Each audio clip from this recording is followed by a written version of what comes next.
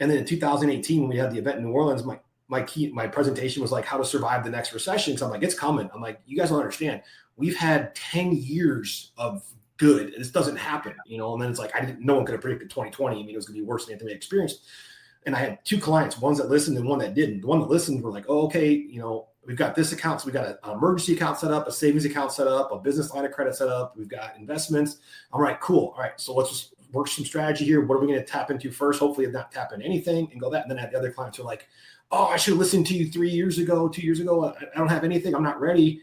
And I'm like, well, I really can't. Like, well, can I go to the bank? And I'm like, the banks are physically closed. You can't even go to a bank. And people were freaking out because I'm like, I told you to set this up 2 years ago and you just kept putting it off. So I've been, preaching this for years, but even in 2022, when things started getting better, I'm like, all right, guys, things are getting better, but it's like, this is when you have to start looking at like, hey, what do I have set up? Do I have, savings? Do I have emergency funds? Do I have a line of credit? What can I do in case of emergency?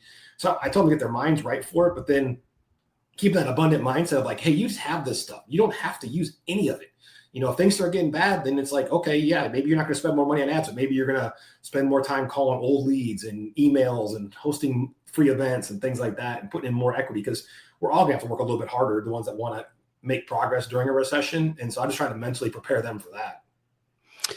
So do you think we've been in a recession since, 2022, 2021, late there, because we've been spending way too much? And are your clients feeling that pinch on the other side too? Yeah, I was joking around. I was like, because they changed